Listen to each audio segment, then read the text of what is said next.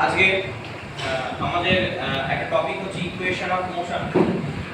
এই ইকুয়েশনগুলোকে বলা হয় মোশনিক ইকুয়েশন আর এগুলোকে বলা হয় গ্র্যাভিটেশনাল ইকুয়েশন।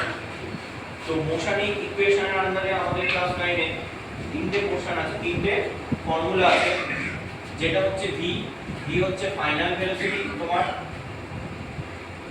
ভি কে বলা হচ্ছে ফাইনাল ভেলোসিটি, ইউটাকে কি বলছি আমরা ইনিশিয়াল ভেলোসিটি, এ মানে আমরা জানি অ্যাক্সেলারেশন আর টি মানে হচ্ছে টাইম, এস মানে এখানে কি ডিসটেন্স। তো এই তিনটে ফর্মুলা যেটা দেখতে পাচ্ছ এই তিনটে প্রুফ কিন্তু আমাদের দেয়, ঠিক আছে। এর আন্ডারেই আছে গ্র্যাভিটেশনাল বা অ্যাক্সেলারেশন ডিউ টু গ্র্যাভিটির যে ইকুয়েশন গুলো, এখানে এর জায়গায় জি হয়ে যায়। কখন এর জায়গায় জি হবে?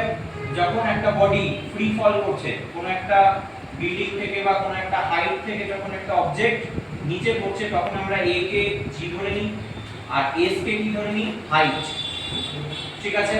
তো তাই জন্য এই ইকুয়েশন গুলো চেঞ্জ হয়ে যাবে v u + gt, s h = ut + half gt square আর v² = u² + 2gh, ঠিক আছে। এটার আন্ডারে কিছু স্পেশাল কেস আছে, ম্যাক্সিমাম হাইট বের করার কেস আছে। যেমন আমি একটু দেখিয়ে দিই, h max = যখন একটা অবজেক্ট আমি নিচ থেকে উপরে ছুড়বো তার ম্যাক্সিমাম হাইটে গিয়ে ভেলোসিটিটা কি হয়ে যাবে? 0 হয়ে যাবে। তো h max এর ফর্মুলা কি হবে? h max এর ফর্মুলা যখন u যদি 0 হয়ে যায় তাহলে আমরা কি বলতে পারি? Half gt square. এটা একটা স্পেশাল কেসের ফর্মুলা।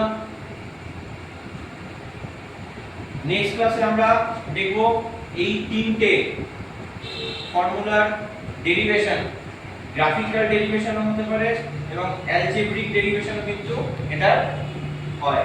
ওকে।